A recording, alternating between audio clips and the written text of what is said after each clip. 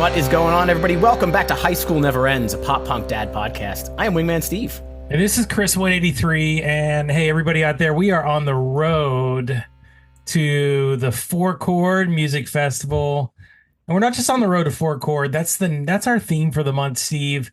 But for everybody out there that might not know what Four Chord is, why don't you tell them just briefly what the Four Chord Music Festival is? Four Chord Music Festival is an completely independent music festival that kicks ass in Pittsburgh adjacent area every year. It's the 11th year. I've gotten the great experience of attending one, and it's going to be two this year. Chris more than me, but we talked to Rishi last week and talked about the festival, and man, is it not cool to support independent stuff. No Live Nation ticket bastard bullshit.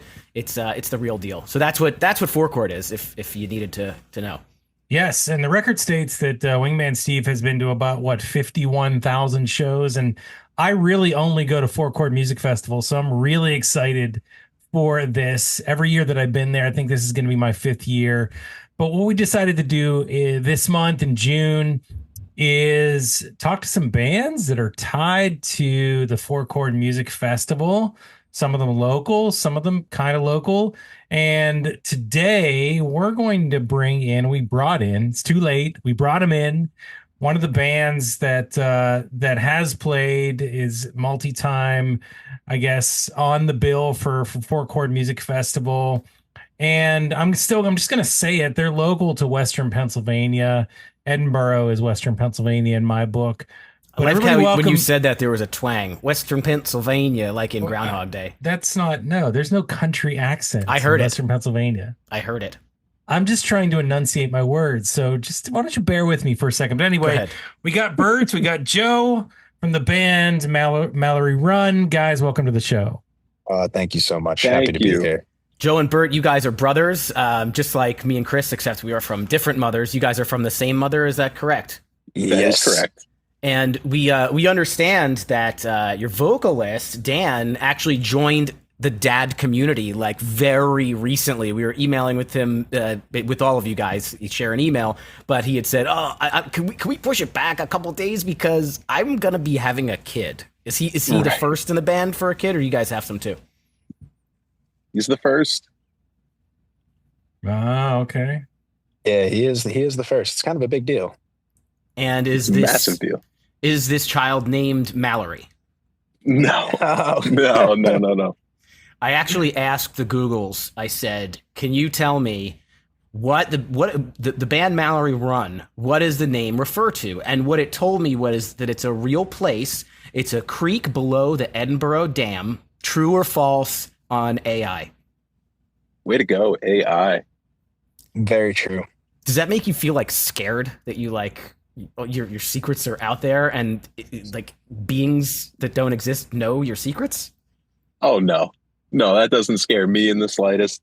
I feel like we've said what Mallory Run means like so many times at this point that it's like almost old news, you know? Fair enough. That's fair enough. That is the first question you get every single time, right? Like, always. Yeah. Well, so Edinburgh, Pennsylvania, I love it up there. I think it's beautiful. I've been up there a million times. I'm from Pittsburgh, so even though it is like somewhat of a drive, not too hard to get to. What's the drive? Like an hour? What are we talking? Several hours, through 2.5. Okay. Maybe help me out here. I'm on a completely different side of the state. I think it's 3 hours to Erie. But so guys, are you all from that area, or are some of you from outside of Edinburgh? So Joe and I are originally from Monmouth County, New Jersey. And Joe, I think, came out here to go to Edinburgh University in what year, Joe? Take it over. It's kind of your part of the story. So like 2014, I started school in Edinburgh. That's what brought me out here. Like Al said, we grew up in Monmouth County, New Jersey. So I graduated high school. I didn't have the best grades, believe it or not. And Edinburgh University was the only school that was nice enough to accept me. So that's how I ended up out here, believe it or not. And from there, I met Tommy, who started going to Edinburgh as well. But he's from Pennsylvania, at least, just a little south, closer to like Youngstown. And Dan is born and bred Edinburgh through and through. So that's sort of where we're all at geographically. You know, the only reason why I know like that Edinburgh is a city in Pennsylvania is because the Punchline has the song called Keystoned. And in the song, they talk about all these different places in Pennsylvania, and Edinburgh is part of that song. So I knew it was somewhere in the Western PA area. I didn't know exactly where. So thank you for the geography lesson. Absolutely. We always talk about geography. I don't know why. Why do we always talk about geography on the show? Dude, I look at maps constantly. Yeah, like, me and Joe think maps are sick, dude. I Like, love love that. maps. I love that about this conversation. Yes, I big feel time. Can we continue to talk? Somebody just told me that Saquon Barkley moved like 5 minutes away from where I live. So I immediately went onto Google Maps to like check out the house, you know? there we go. Scope it out. Dude, I'm trying to think of the like. Oh, go ahead. I'm sorry. No, I was just going to move it along. I mean, you guys are all up in Edinburgh. You going to school. I think you said one of the guys was from there, but you know, did you all come from a background of playing in other bands, or kind of take us through that a little bit? Yeah, sure. So like, I know that Tommy played in bands while like he was in high school, and so did Bert and I. We started a band just like really random, man. We had a lot of friends that were really talented musicians, and they had started bands and wrote really cool songs. And, you know, Bert and I have always had, you know, instruments around the house. I mean, we had some chops, you know, like we could play, but we never really played with a band, you know, like I played a talent show in like 8th grade. But other than that, that was like my only real stage experience until we started a band called the Edmonds out of Highlands, New Jersey. And it was fun, man. We just did it. We really grinded it out, and we'd practice once or twice a week, and we're just always like writing songs and just playing to anybody that would hear us, you know, which is like, I don't know. That's why it was cool when I came out here, because all that sort of stopped, right? Like no more band with my brother, which like broke my heart. But, you know, we found a way to bring it back full circle and keep playing, right? It's like one of those things. It's just why ever stop playing, you know? So Monmouth County is an interesting spot, right? Because New Jersey has New Jersey, North New Jersey, South New Jersey / Philly, New York. These areas have like super rich histories with punk rock and emo. I don't know too much. Like Monmouth County, I know my uncle lives there, so I know where it is, but I don't kind of sense that that's like the hotbed. So what was it like in that area in terms of like music? Obviously it's accessible, right? Because you can go to any of these shows that are up in, you know, North Jersey. What is Monmouth County considered Central Jersey? I mean, Sorry, I think Chris. I would. Sorry, Chris, geography again. Fuck. I would consider it Central New Jersey for sure. I think that area of New Jersey, there ends up being there's so many people there that music is certainly accessible, perhaps more so accessible than in Edinburgh, but it ends up being so diverse and so vast that it was just happenstance that I'm 5 years older than Joe. So it kind of happens that I fell into punk rock and kind of made friends that were into punk rock and started going to shows, you know, 2 towns over. We would take the bus to Red Bank and, you know, just kind of get into that. And then shows started going in Asbury Park. We started going to shows down there. And, you know, we just kind of fell ass backwards into like Monmouth County punk rock scene kind of in that time. So what were the bands that you guys were going to see? You mentioned Asbury Park, which, you know, my math's in the years. Asbury Park was kind of a dump for a long time. Like I went to Bamboozle there in, I don't know, 03, 04, 05. And I remember that the town was just disgusting, but they had this really cool festival there. It was Skate and Surf, then it was Bamboozle. And I don't like to talk about Bamboozle anymore because of what they did recently. Anyways, there's also Starland Ballroom, which is like not too far from there. But over the years, Asbury Park has become this beautiful, like a mecca. Like they've completely transformed it. It's a beautiful town. It's a great beach town, families. But then you still have the Stone Pony. You still have the clubs. You have like all of these music venues there. So who were you guys taking those buses to see back in, you know, your high school years? The one that really comes to mind is the Ergs.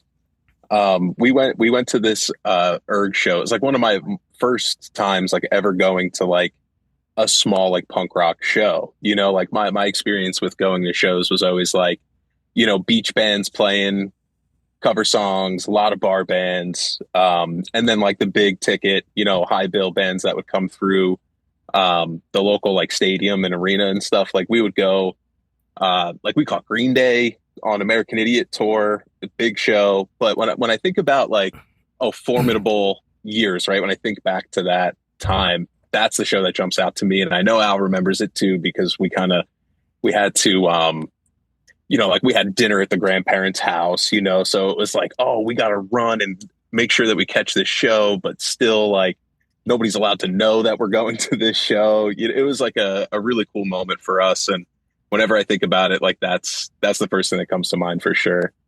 But Yeah, I mean, it was big in like the Bouncing Souls like sphere of things. Like the Bouncing Souls were definitely like the biggest band that we would go see in Asbury for sure. And then bands like the Menzingers would come and play the Asbury Lanes with them.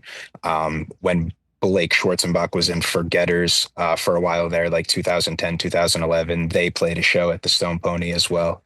Um, I'm trying to think. I'm trying to think of who else. I was supposed to go to Asbury Lanes one time. I was supposed to see Eve Six there.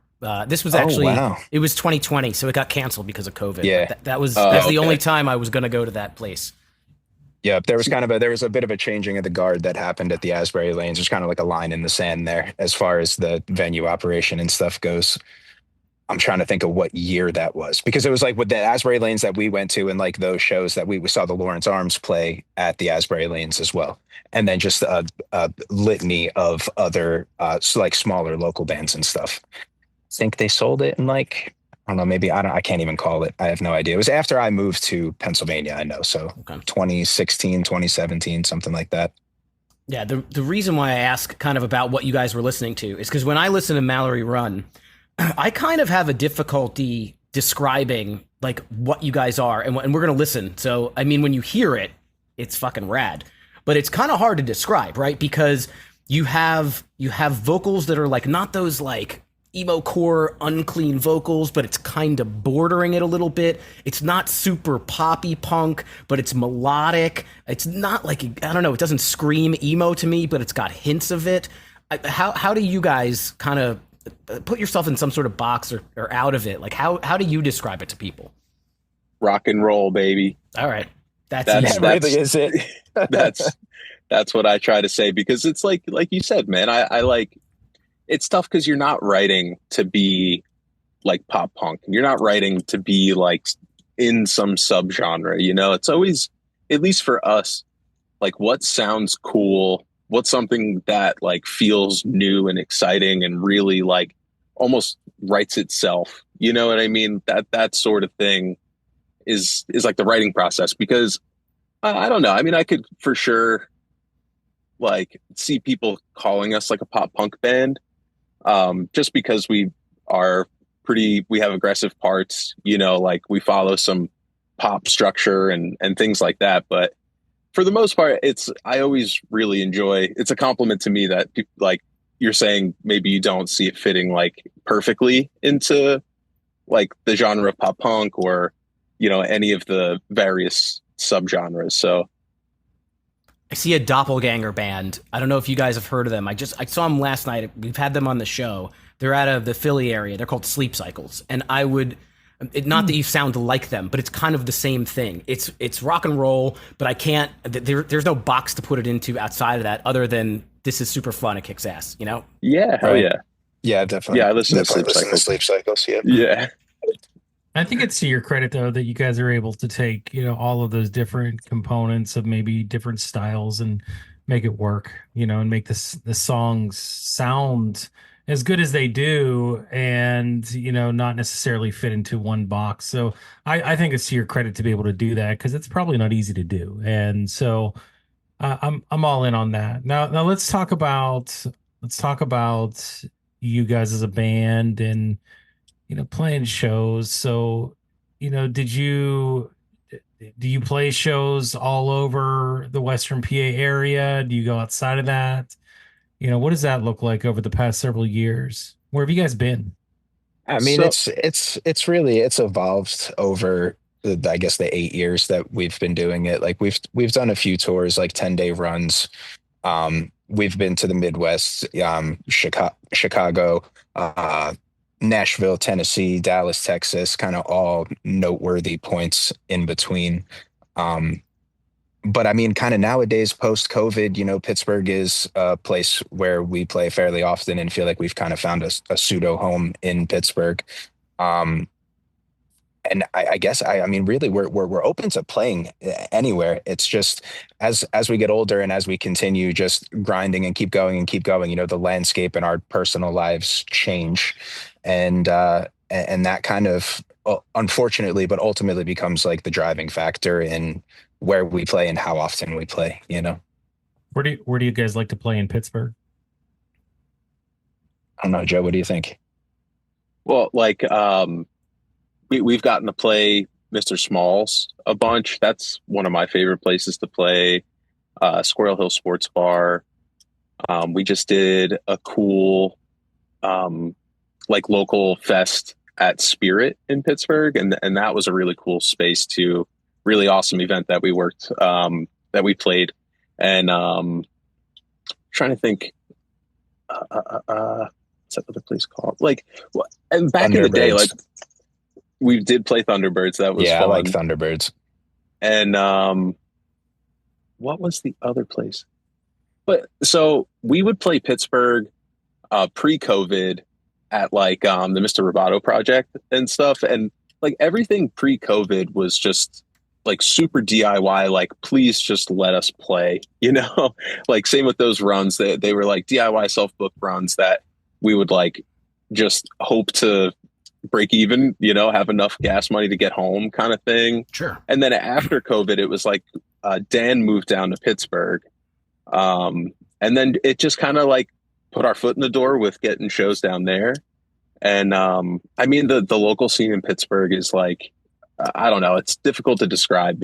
It's just super, for us, they've been super welcoming, like always down to throw us an offer for a show. It doesn't matter when or where. Like, so for us, it's like Al said, it's more of like a second home now. It's like when we play shows, it's like always Pittsburgh. And we played Erie pretty recently, and we're going to be playing Erie at the end of the month too. And even that's been like going really well. And it just seems like the shows are getting better, even though they're not as often. So it's like, pre-COVID, it was like, you were in a high gear. You needed to turn a lot of revolutions to get something cool. Whereas nowadays it seems like the cool things are happening consistently, just not as busy as it once was. Makes sense. I wanted to ask you guys something, just kind of taking a look through Spotify, and you guys have been around, 8-9 years. It seems like the Mallory run way is to do some EPs, right? So you had self-titled EP, you had Spin 2018, Picture Perfect, and then since then, a couple of tracks. So is that a way to just kind of more consistently have new music out there for the world? Is it a cognizant thing? Do you guys have hopes and dreams that you want to put out like a full-length record? What's the band's thoughts on that? I mean, an ultimate goal of ours is to definitely at some point put out a full length record. I mean, ultimately what that always comes down to is studio time, studio cost, and the writing to go into it. It's just been it's difficult to say the least. And, as far as like releasing the tunes and doing EPs and singles and stuff, it seems like a really easy way, like you said, for us to get tracks out and not have to like, spend years doing a full length, which, yeah, it's definitely the end goal, but it's always been, we work with Seth at ABG Studios, which, it's difficult to get like songs that sound that good and then drop back to doing like self-recording and stuff, which we could definitely write a full length and self-record it and just throw it out there. But to us, it seems like anything worth doing is worth doing right. And we just really haven't had the opportunity to go do the full length that like we need to do. You know what I mean? Does that make sense? I feel like the quality is very, very important. And from any band, not just talking about you guys, like I would rather hear singles combined into 5 or 6 song EPs that are well laid out, produced, tracked, mixed, all that stuff that I don't really know what it means because I'm not a musician. But, all those things, rather than hear something that's lesser quality but more quantity. I think that it makes sense to me. Yeah, quality overall, over I think, quantity. yeah, quality over quantity is definitely what it is. And you don't want to take a step back once you start putting out a certain certain product that sounds the way that it does. You don't want to. I don't know. I'm a big sonic quality kind of guy. I'm really big into tones, and I am kind of an audiophile when it comes to deep listening to tracks and stuff like that. So it's just really important to me that sonically every song we do sounds the absolute best that it possibly can. So then the question, Bert, is physical media, yes or no? Do you like physical media for music? Yes, I do. Yes, I do. And I think I love that vinyl records are where they are in 2025, and that's phenomenal. Um, I just find it interesting that we're still, playing it out of old school speakers and old school receivers, like to get the best sound. You know what I mean? It's I'm big into Neil Young. I like Neil Young a lot, and he's a pretty big proponent for just like, dude, we used to record music. We used to send it through a tube mixing board. Like it was every single thing that got touched was tube analog, and it had a certain sound. And I was just listening to Neil Young in the car today on the way to work, and I was like, dude, he's right. Like I don't know if you were to just like take Mallory Run music and try to record it in that way, if it would be better. Like I've never done it, so I just don't know. But like, I'm like, I know what the guy's talking about, man. Like it's got real foundation, if you will, It's really difficult to describe what I mean right now, so forgive me, but it's okay, man. Wait, you're the first person that ever said that the old school speakers are the way to go when you're listening to vinyl. Like no one said that to me before. It's always been, the newer stuff kind of enhances what the vinyl sound is. So that's interesting. I'd love to hear it that way because I don't have any of that stuff anymore. Like all that's yeah, long I mean, gone. to be honest with you, I have a little like close to my heart vinyl collection, maybe like 30 or 40 12 inches, something like that I've just collected my whole life. But I actually, at my house in Pennsylvania, I don't have a record playing setup. I kind of just go back to an old friend of mine who actually lived in Bradley Beach, New Jersey, a little bit south of Asbury Park. We used to work at the same aerospace factory in New Jersey. And after work, I would go over to his place and we would have coffee, and we would like all punk rock records that he thought it was crazy that I had never heard before. So like he would sit me down and give me the record insert and have me listen to it. And I can't tell you like what model of receiver it was, what type of speakers he had. I just know they were older and like wood grain coated, and he had them very strategically placed in his living room. Like he had certain sound dampening things going in different places. And I know what you mean by like, so it's like the sound quality of older speakers is kind of like a little scratchy. Like it's certainly not there all modern, but it just kind of adds to like the character of maybe the entire experience. You know what I mean? Yeah, And it makes sense. I mean, people listening to vinyl on like Bluetooth speakers, I kind of just feel like those are conflicting ideologies in some way. Yeah, I'd have to agree. Not that I've done it. Unfortunately, the ones that had the wood grain, I remember them being put up to the garbage when I was little, so they're gone. Yeah, They're nobody long wanted gone. them. I remember picking them up off the street, trying to sell them at the like an electronics store in Keyport somewhere, and the guy was like, "Yeah, I don't want them, man." Yeah. It's like that Yeah. sucks. And one other thing to add to that is like, when you find yourself that engaged, like in the listening experience, right?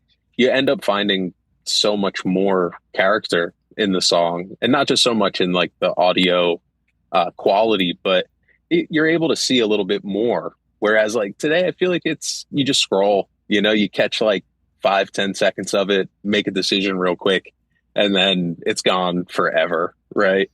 And if you can find a relationship with listening to music where you're that engaged to it, I think that it would sound good no matter what the speaker or medium or what have you. So I agree with Bird. I like to listen and read and look at, insert. I like to see pictures. I like to see stuff from the studio just because it's like so much more went into this music than really you can tell on just a passive listen. I mean, you guys are brothers. Makes sense that you agree. Yeah. Well, no, I agree too. I mean, I've always been a proponent of physical media for that reason. Like, you think about why, why an album back when you would have to go out and buy it, whether it be a vinyl or a CD or even a cassette tape, but why it meant so much more to you. Not that I dislike digital now. That's just the way things are. That's how people consume, for the most part, their music. But you had, like you said, it had personality. It was an event. You had a relationship with that CD that you bought. You remember it. You remember buying it. You remember looking through it. You have it. You own it. That means something. And I think then that gives you that extra connection with the music. So, I don't want to go on a big tangent. I think we already did. It's too late. But I feel like that's a great conversation, though. I mean, we definitely, if we get a chance to talk about that more, I'd like to. But yeah, I totally agree with you guys. So let's get into the sonics. Let's get into the sound. Let's listen to some Mallory Run. I was very pleased when you guys selected this particular song for us to play on the show. So give a little bit of background on the song, cue it up, we'll listen to it together. All right. So I guess a little background. OG. So it was a grind to write.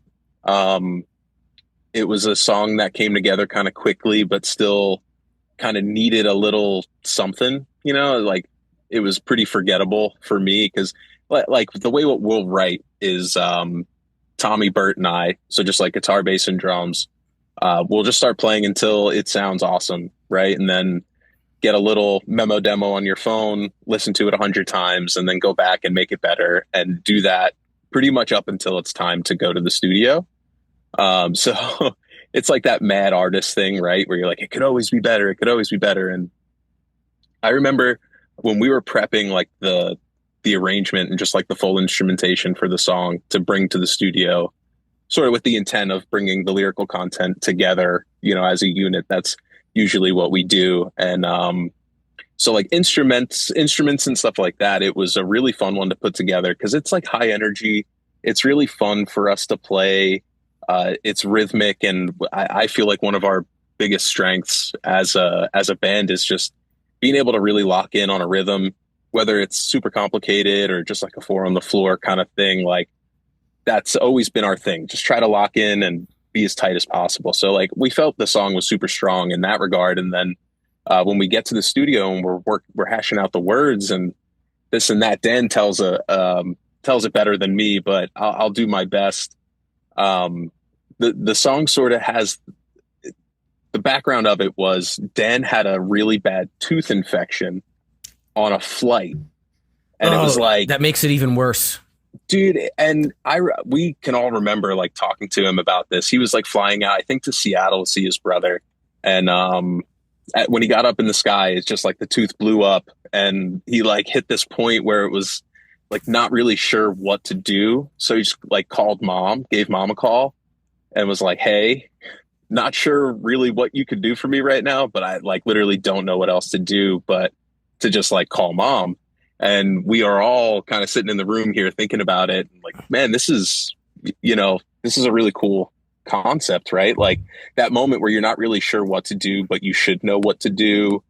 And now there's like shame on top of like whatever really difficult thing you're going through because you're sort of struggling to do it on your own. But there's this revelation, right? That like at one point or another, I'm going to have to figure this stuff out on my own. And why not now? And really feel a confidence in that. And the true irony behind it is that Dan's writing the song about this. And when I'm tracking it in the studio, I get a major tooth infection and it blows up and we're in Indiana and I don't have a primary care physician. So I was pretty much just fucked, and it was just real irony, because it's like the same circumstance. One was like the catalyst and the other was like kind of getting it out there, right? So, but tracking it was super fun. Seth had a lot of fun with it too. Like him and I sometimes will like pass the guitar back and forth, and he'll play a little lick, and then I'll try and play a little lick too. And it was a really fun song to track. And now it's like, I think that we'd all agree like our favorite song to perform. And it's one of those ones that do really good on the record and do really good at the show too. All right, so the song is called Overgrown by Mallory Run, and here it is.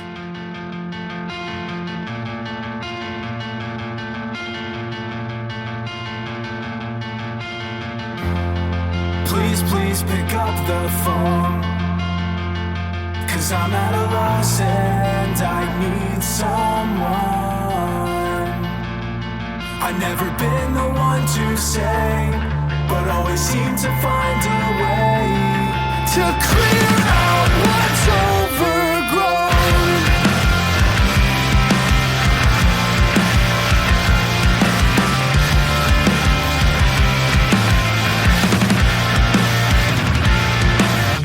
Is this destiny? Or is it just another crutch to keep me going for a couple more weeks? Is this meant to be? 'Cause I just can't see the differences in all these things that happen to me. Is this all the same?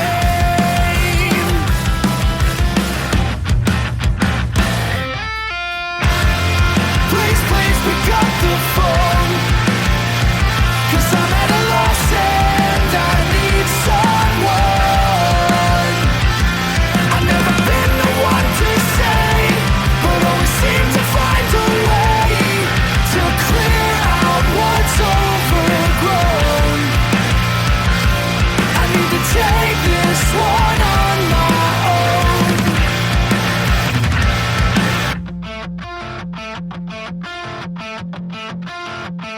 Just cover it up. Act like you've been there before. But it's never enough. It's just another locked door. Keep trying to pretend, but this seems never ending. It seems never ending. By the time you hear this, there's nothing more to say. My walls have fallen down and now there's nothing in my way.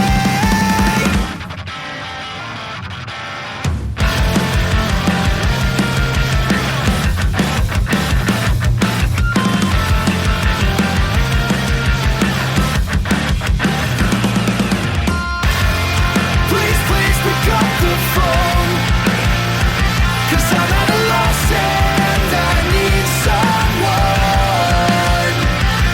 I've never been the one to say, but always seem to find a way to clear out what's overgrown.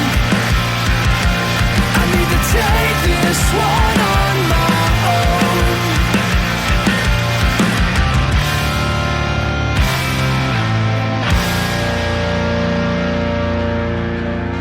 Chris, I always chime in and say my thing about the song, and you're like, Yeah, you look at and- me and you're like, I wanted to say things first, so I'm We giving you. always talk over each other no matter what after the song, and I was letting you go first, but that's Oh, nice you of me were. to do. I was letting you go first. So look, I mean, there was a couple things that really struck me with this track. Number one, it was just the feel of it. I think, you think about the melody of the song, it brings that emotional sound that I love. So, you think about that. I'm really bad at comparisons, but you think about, different songs. And I think maybe I hear this a lot in the teens, in the pop punk and emo sound of the 20 teens a lot, maybe even of the late 2000s. But I think I pulled that out of it, that the guitar melody just brings emotion out of the song that I really love. I thought that stood out to me.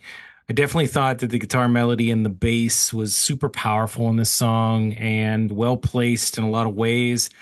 And I can't like just personally, I can't deny the vocals here. I love the vocalist. I think that the vocal structure is really unique.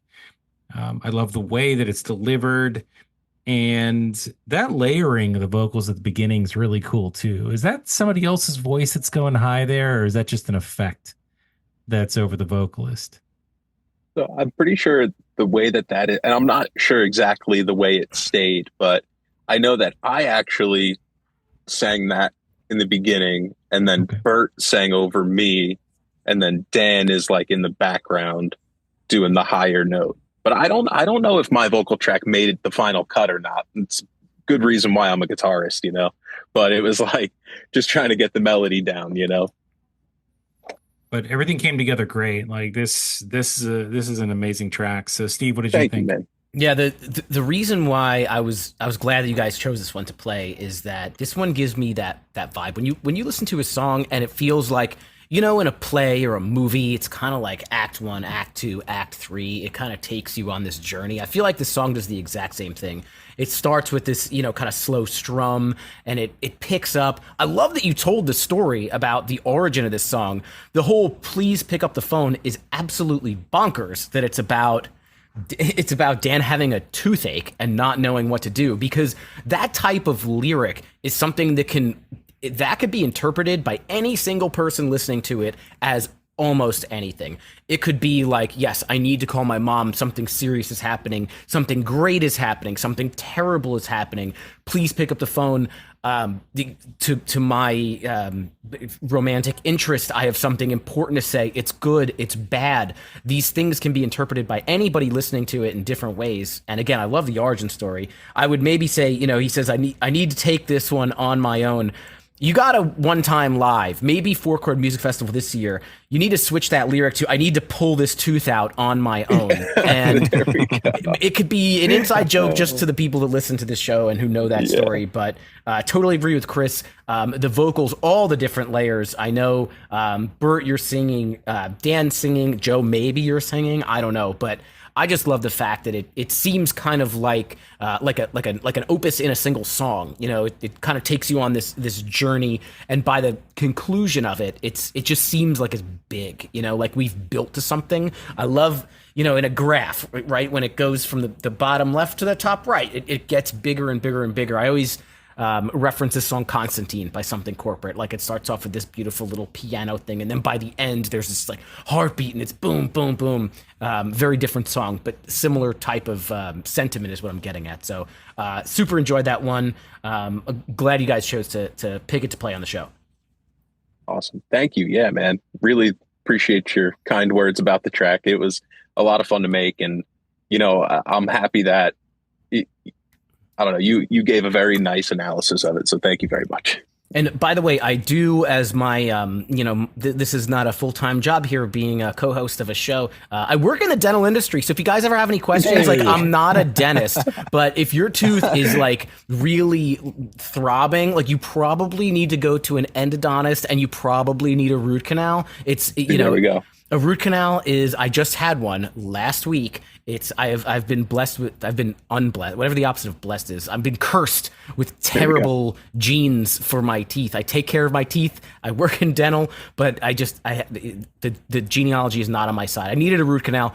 Folks out there, if your tooth hurts, go to the dentist, and root canals are not bad. They don't hurt. It's very easy. It took 30 minutes, and I listened to music the whole time. So, yes, Joe, Bert, Dan, Tommy, whoever, if you guys like have a basic question, just, you know, hit me up. I'll try and help out. Got you, bro. Thank you very much. We Thank you, appreciate man. it. Yeah. Brush your teeth and floss. Thank you. So Public there we go. service announcement from High School Never Ends. Back to geography, since we just finished talking about dentistry. Chris, like, On get this off this show. topic now. I think we're talking about music, I guess. But guys, so we mentioned Four Chord Music Festival. Hopefully we get to hear that song. I get to hear that song live there. We'll see. I know you don't want to give too much away, but are you guys pumped about this? Or do you like playing Four Chord Music Festival? Yeah, dude. It's like the coolest thing ever. Well, how did you get so you guys are what, two-time alums? This is going to be your third year on the bill, is that correct? That is Oh, correct. Yes. Yeah. So how did you get the again, I don't know exactly how did you get the offer? How did it come about for the first time that you played there? I gotta think back, but it was kind of like with our, I want to say resurgence, but it's not. It was like when we first started playing Pittsburgh, we ended up playing some shows that Rishi was promoting. So it was like kind of getting our way in, playing some shows, having Dan really kind of, being in Pittsburgh, Dan really helped us kind of meet a lot of new people and, excuse me, get more opportunities that kind of linked us up with Rishi. And I know that Dan and Rishi have spent a lot of time together, like outside of shows too. Dan was working at the Voodoo Pub in the North Shore in Pittsburgh. And I know that like, I think that the offer came just from us sort of like grinding out in Pittsburgh. That's really like the short answer. It was like just getting there, having a presence, like playing some cool shows and playing well. That was a big part of it too, because we've had some stinkers in the past as well. But it was like we were a new band, like going into Pittsburgh. It was like we always wanted to play there pre-COVID days, and it was like hard to get an entrance, but it was like getting in there was a big thing for the band. Like we all took it very seriously and was like, well, we need to play really well, like really make an impression at these shows, and I think that had a lot to do with it too. And I think it's important because, you guys, just from looking at like the set list, you guys are usually playing a little bit earlier in the day. So people are filtering in, and you gotta create some hype and get people interested and involved. And so I think it probably felt like a really nice pat on the back year 2 to get invited back. And then year 3 to get invited back. Like it definitely feels like some steam building. So that's gotta feel good for the band. Feels awesome. So 9 was your first time? Was it 9 or 10? 9. So right? 9 was the storm, correct? That was the big storm that happened. Yes, that's right. Yeah. Were you still at the facility for that at that time, or had you guys left? So we played the day after the storm, actually, but we were in attendance for the storm. And it was wild, man. It was like the sirens were going off, big hail, like crazy storm. And the whispers were that a tornado touched down like really close by. And it was like just sort of waiting for a pause in the sheets of rain to kind of book it, mud everywhere. It was great. It was great. I left. I did not stay. I should have stayed. It is one of my biggest regrets. I know that Yellow Card played, TBS played. I think I don't know if maybe Andrew McMahon didn't, but man, do I wish I would have stayed. But it was still a fun time. It was a great year. And then 10 was last year, right? So that was Carrie Furnace. Did you like that venue? So it was hot. That was the big takeaway, I think, from Carrie's Furnace, right, Al? Real steamer. I think we lost him. He looks like he dropped off for a second. He had enough. We lost Al. But yeah, Carrie's Furnace was He's left the hot. family. He's disowned you. Sorry. No, what are you going to do? We'll get him back. Yeah, Carrie's Furnace was super hot show. The funny story about that is Tommy, after our set, went and had a large bowl of noodles. He ate like a big thing. I think it's called, I want to say it's called Walk on the Wild Side. Was it the truck that was there? Yeah. I ate those noodles too. I hope the story is not going to be too bad. So I don't think it had much to do with the integrity of the noodle, right? I think that it was just the choice of meal at the high temp and dehydrated after the set, right? And Tommy had a really hard time, man. We had to take him over to the med tent. They were showering him in ice water and this and that. I mean, we were laughing at him, unfortunately, but I guess the doctor said it was very serious. So it kind of seems like, what what we've seen, and we talked to Rishi about it, and we asked him, is there kind of like a thought process between having one day a little bit more on the like poppy side of the pop punk and the other day a little bit more of the, I don't know if you want to call it hardcore or emo or whatever kind of side of it. Are you guys cognizant of where you're placed on the bill this year? So Four Chord is September 13th and 14th. Obviously, the 13th seems to be kind of the pop punk day, right? So we have Blink-182, Jimmy Eat World, Hot Mulligan, Bowling for Soup, State Champs. The 14th, the Sunday, is probably a little bit more skewed towards, I don't know, a little bit of the harder, more punk stuff. You got AFI, Jawbreaker, Alkaline Trio, Face to Face, and you guys are on that day. Does it make any difference at all to you where you are in that lineup? So, like, not really. Like, if I had to say, I think that we're just so stoked to be given the opportunity to play an event like that, right? Like, coming from taking any show you can get to now being on a stage like that, it's like there could be nobody there. There could be, could be pitch black. Like, it doesn't matter to us, at least to me. But like this year's lineup, man, is just like unbelievable. So, like, Jawbreaker is a massive band for me. Like, it really got me into, I don't, it's going to be hard to say like alternative music, but like Jawbreaker was just such a big band for me. Like their album Dear You, like I burned on a CD and would listen to on like my Xbox with like the visualizer, like that was, I listened to it a million times. So like sharing the stage with Jawbreaker, even if maybe like somebody who came to the show to see Jawbreaker, even if they weren't super into like our sound or something, right? Because like they're going for more of like a hardcore day. I still feel confident that if they catch us playing, bob their head either way, So it doesn't really doesn't bother me, no, or make a difference. Do you guys have dreams or fantasies of running into one of or several of these bands from the bill backstage, and what you would say or say wrong to them? Bert, you disappeared for a little bit. You're in the cosmos, so yeah, I had some connectivity issues here. That's understandable. Is there a band on either day that you are just so geeked out to see that if you saw them, you'd just be like blah blah blah blah blah blah blah blah? I mean, dude, probably Jawbreaker. That kind of goes back to like, me and Joe being brothers, me being 5 years older than him. Like the friends of mine that got me into just punk rock, alternative music, just like whatever this space is, like Jawbreaker was kind of like the end all be all. Like, I mean, it's kind of like they almost invented emo music, the way that we have it today. It's like, Jawbreaker was such a gigantic pillar and foundation of that they're just like, I mean, they got to be like top 3 all time for me. So to be on that day with them is just absolutely massive.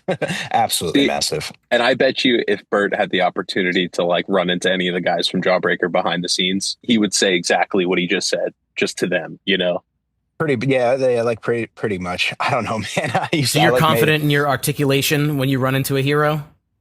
Yeah, I'm confident that I could chill with Blake and we can hang out. Absolutely. I don't think I'd make too big of an ass out of myself, but we'll see what happens.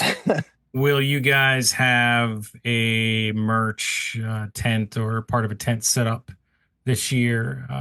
I think you did last year, right? You had one set up last year too, if I'm not mistaken. Yeah, always got merch. Four Chord is a really good show for us to do like new merch too. So we tend to have some items that we like to just reprint, so it's like a staple on our table. But Four Chord is like we're going to go all out and really stock the table up with just cool stuff. So definitely want to stop by the table. I will be there. I have too many t-shirts. So that's one of the things. Like, I don't go to a ton of shows, man. But when I do, I buy t-shirts. So I will be there. I will check out what you guys have for sure. And probably other bands too, I'm sure, because there's going to be a lot of them. And, like Steve said, it's going to be a really, really awesome lineup. I'm going both days. So awesome. Looking forward to seeing all of the bands. But, and it's cool to think that, we talked to Rishi about, the future and where this potentially could go. And, he's all about keeping it going as long as we can.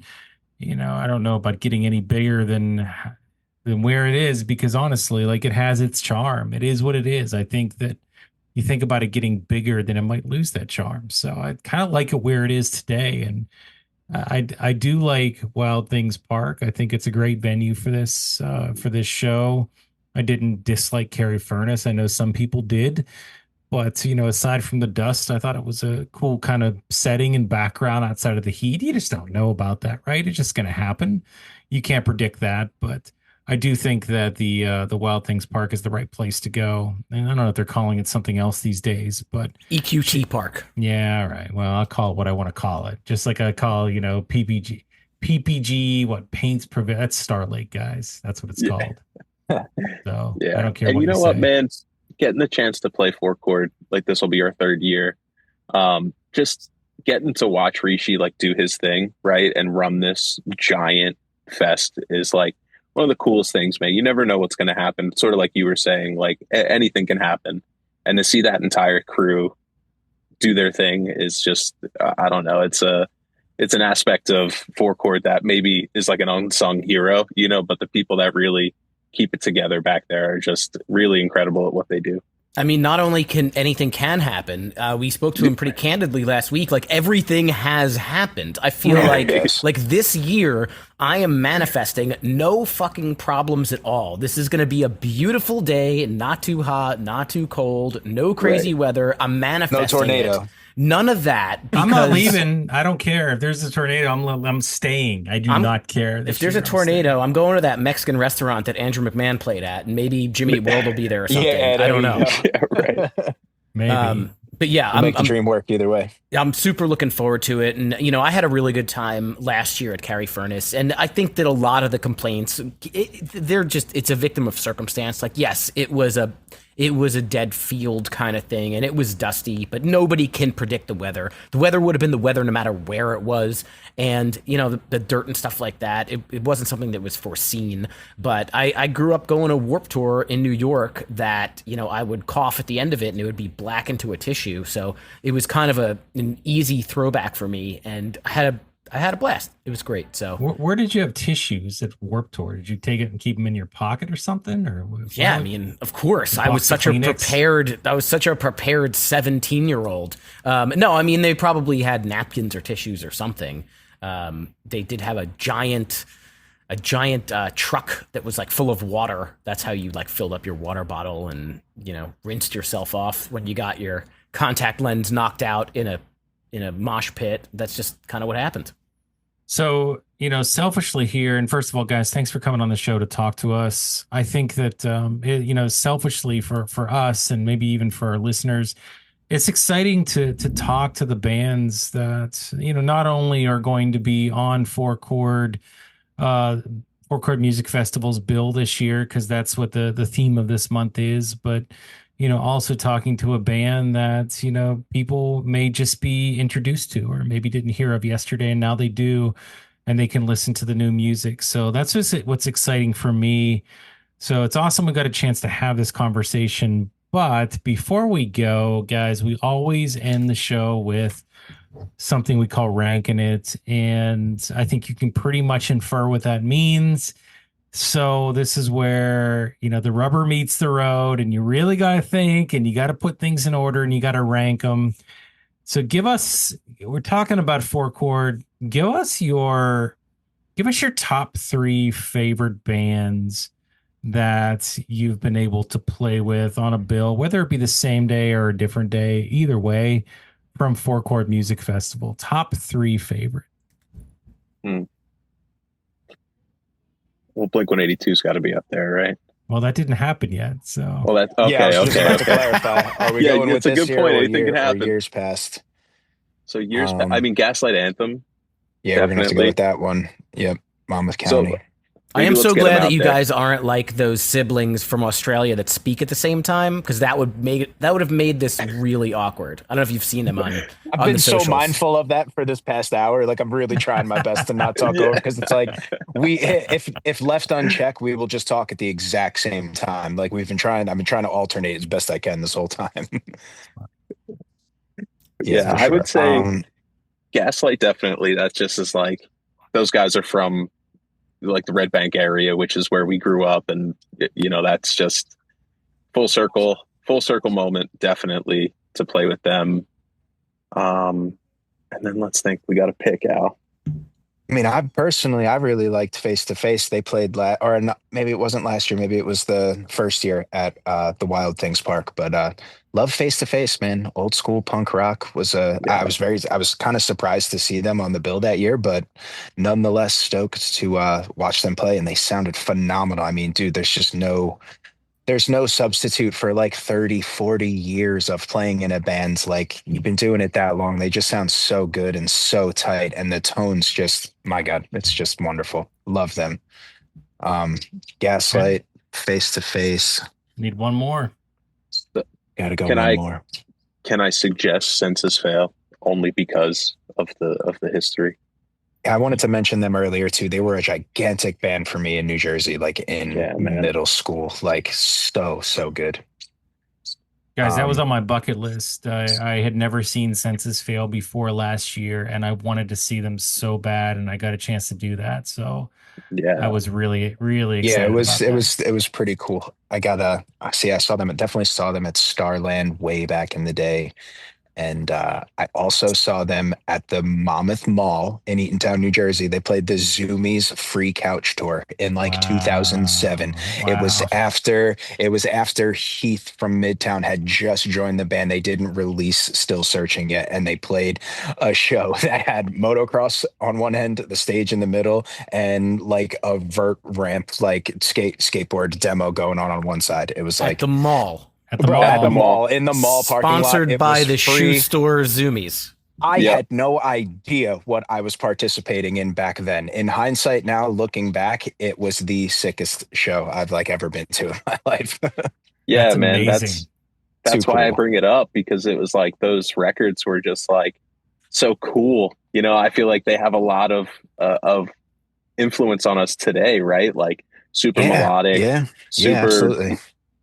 like emo influence, but with a little hardcore, a little rock. And I don't know, like I haven't listened to a lot of new Census Fail, but I mentioned Census Fail because of that show, and it's just such a like core memory that when I think about, makes me excited to play music. So One of the weirdest shows that I had gone to that was such an awesome show, it was on Long Island. It was at this place called Sports Plus. And it was one of these like super centers where kids would go, and it had like bumper cars and rock climbing walls, and like arcade, all this stuff. And out of nowhere, I must have been in high school or college. It was like Starting Line, Brand New, and Simple Plan were playing a show at Holy Sports mackerel. Plus. And I was like, man, I have to go to that show. And Let's go. we got pulled over by a cop on the way there for some dumb reason, and but it was a great show. We ended up making it, but weird venues like the mall in Monmouth County. Yeah, dude, wild time. Thank you guys again so much for joining us here. We super look forward to seeing you at 4 Chord. Please tell everybody listening, where they can follow you. You have a brand new song that's just recently out. Tell us about all of the things and follows and that stuff. yeah, man, Mallory Run PA, pretty much anywhere, Instagram, Facebook, Twitter. I think we have a TikTok. We do. Bert was posting on TikTok. There's some Backpedal content there for sure. And Backpedal is out now. You can stream that anywhere you like to listen to music. And we got some stuff in the works too. We're going to be releasing some new music, which is very fun, but I can't speak too much about that, but it's all exciting stuff. So be sure to give us a follow. We are so excited to see you guys at 4 Chord. And everybody man. that's Thanks for having listening, us. everybody that's listening has signed an NDA. So if you want to like just spill it out, go for it. yeah, well, we got some tracks. I'll leave it at that. We got some tracks. We're very excited about them. And take it. There's a high degree again, of likelihood you'll be getting one of those tracks before 4 Chord. Awesome. see, Most now likely. it's going to happen. Now it's going to happen. We go for exclusives real. here Willed it in on there. and we go for exclusives on High School Never Ends. Willed Yeah, it into existence. Love it. Awesome. But yeah, thanks so much for having us on, guys. It was a lot of fun getting to chat Yeah, thank and you. meet you guys, and really looking forward to seeing you guys at 4 Chord too. For sure. Yeah, and you guys are you're gonna be playing some shows before Four Chord, right? You got some shows going on prior to that, Yeah, we got one coming all up throughout the summer. we got we're kind of taking a little bit of a breather, just because Dan did just have his first baby girl. Sure. And Mallory. yeah, Nope. formal, yeah, but we're playing at the end of June in Erie. That'll be fun. I don't know the details off the top of my head because I'm the worst, but I think it's late June. We're going to be playing the King's Rook in Erie, and the Red Jumpsuit Apparatus might be playing as well, so that'll be cool. But yeah, check out our socials for details on that show. And yeah, we're just going to be pushing towards Four Chord. Going to raise this baby. That's right. Yeah, I saw Red Raise Jumpsuit the Apparatus baby. at Four Chord last year. They played like a pre-show type of thing. At, Yeah. was it Chris? What's that place? Preserving Underground, I think it's called. It's Yeah. in New Yeah, Kensington. that's a cool yeah. venue. Yeah, cool venue. Cool spot. Absolutely. So, hey guys, if you check out Mallory Run, you love the music, don't wait. Go check them out live prior to that. If you don't get a chance to do that, Four Chord's the way to go. Yeah, that's right. It is the road to Four Chord here on High School Never Ends. We got more in store for you. Steve might tell you more about that in just a second. But before he does, make sure you check us out on both Apple Podcasts and Spotify. Obviously, you might be listening to us on one of those two mediums. And if you are, we would love it if you give us a review. We want to hear what you think about the show. What do you think about the road to Four Chord? What do you think about the bands we're talking to? This is your opportunity to give us that written review and let us know. And if you really love the show, give us a 5-star review. It helps the show and makes me feel really good. Outside of that, go visit our shop. We have everything from mugs to hats to t-shirts. A lot of cool stuff that you can buy that has the High School Never End logo. You can find our shop linked to our hub, www.hsnepod.com. That's www.hsnepod.com. That is right. And from that hub, you can find our Discord server, so you can chat with us on all things pop punk life. We're going to set up a little Four Chord Music Festival hang. You can also check us out on Patreon, which is patreon.com/HSNEpod for access to extra episodes and super cool bonus content. Shout out to our patrons, Nick, Punkish Dad, Tom, Ashley, Jason, Jeff, and Sam. Thank you guys so much. We're on Instagram at HSNEpod. We don't know how to use TikTok, but we're on the other things, Facebook and Instagram. We do have one more Road to Four Chord Music Festival episode coming up for you before the month ends. Until then, keep on rocking your dad bods, stir up your rock hands, and blast the pop punk.